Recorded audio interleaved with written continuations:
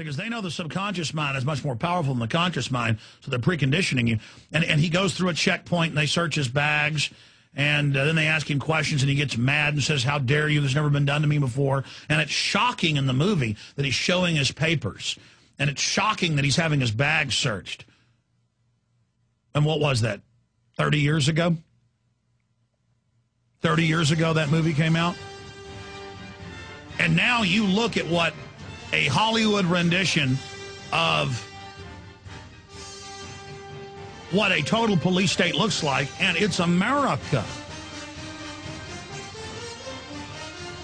Well, we're going to come back, and I'm going to get into some devastating information.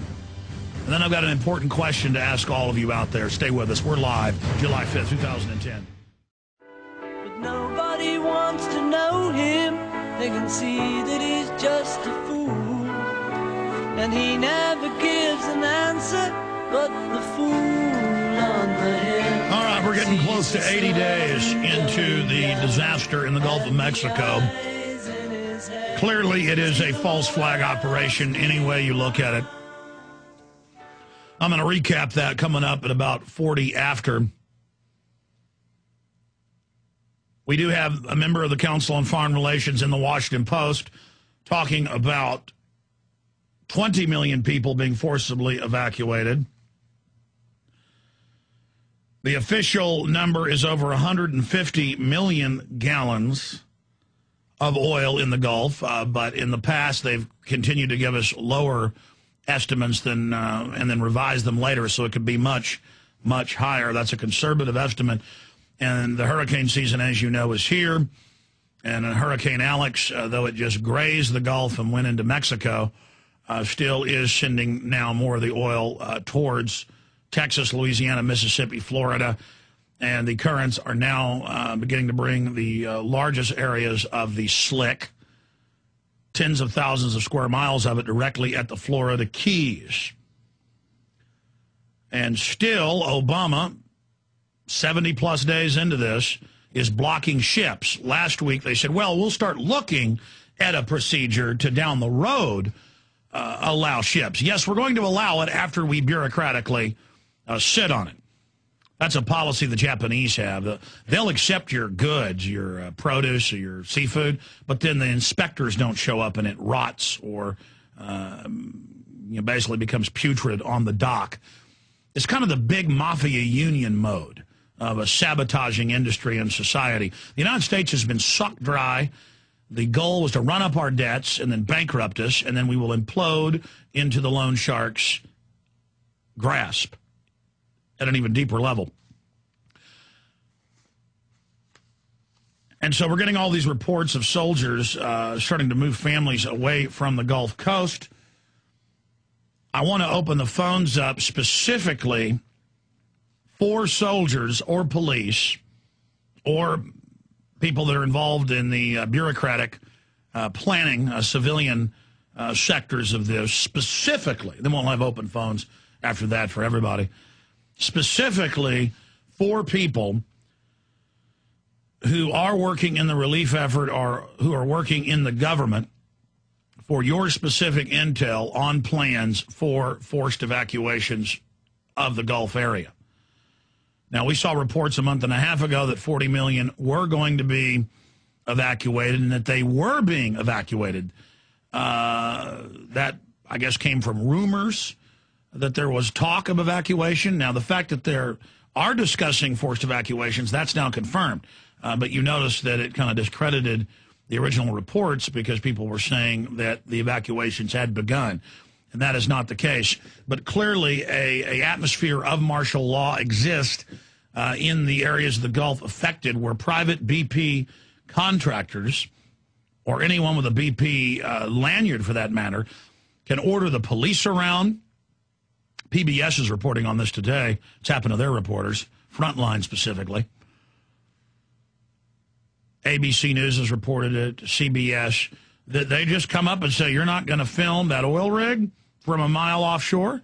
You're not going to film us cleaning up oil. And people have even been arrested several miles inland because BP will put out a APB This is the corporate governance. They're just training us and drilling us to have foreign troops, to have mercenaries, to have private contractors, to have the clergy quietly on FEMA payroll, teaching their flock to submit to tyranny. This has all been pre-planned, you notice. Katrina was a drill, a test. They used that to see if the troops would confiscate guns as they were ordered to. And they did pass the test. They did it. And so you could see the SPP, North American Union, where the corporate chiefs are giving the government officials orders in the meetings. You see this in every case. And so it is confirmed. Breaking news, military men moving their families. Snowplows ready to remove abandoned vehicles from highways when evacuation occurs. This is from Before It's News. Snowplows ready to remove abandoned vehicles from highways when evacuations occur. It's been approximately 3 weeks since the State Trooper Secret Service appointee Greg Evertson appeared. And it just goes on from there.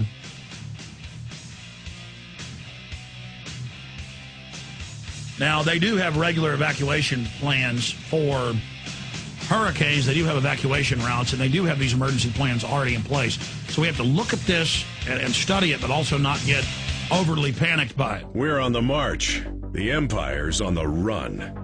Alex Jones and the GCN Radio Network.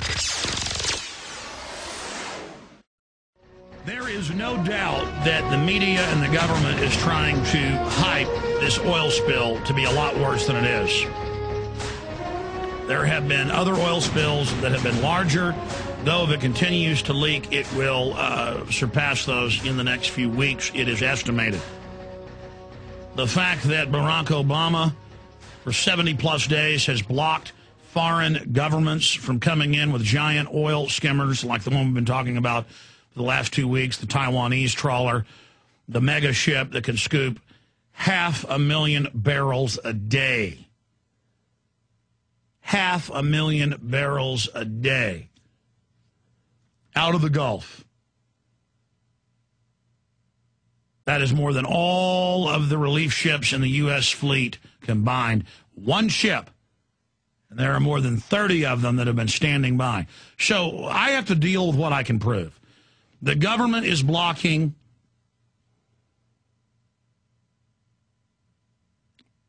criminally relief efforts that would have mitigated this to a great extent.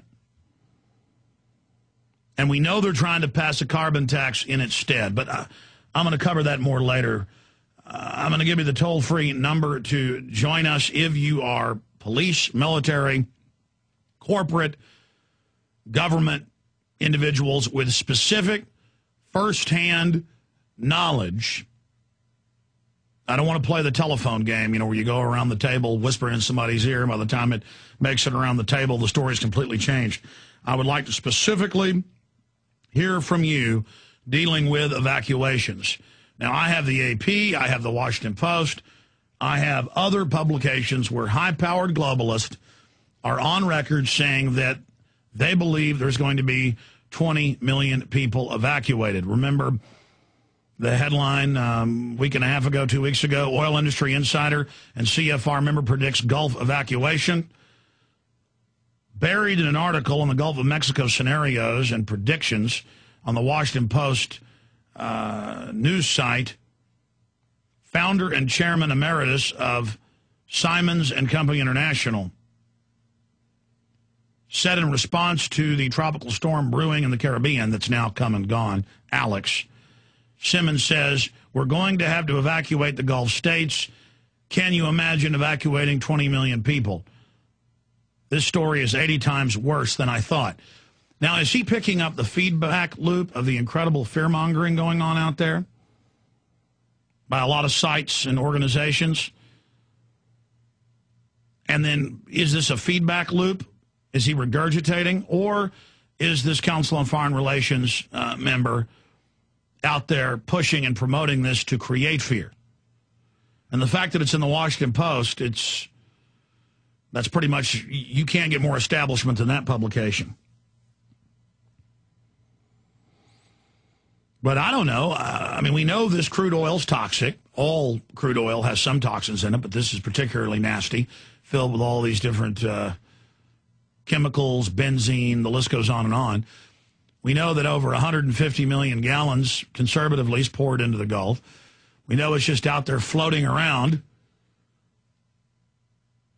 between 50 and 300 miles offshore. It's spread all over the Gulf. The currents are starting to carry it out into the Atlantic, past the Florida Keys. And the hurricane season is starting and set to drive that oil directly into shore. And I know everybody's talked about this, and we've discussed it ad nauseum. It's just we're getting deeper and deeper and deeper into this. And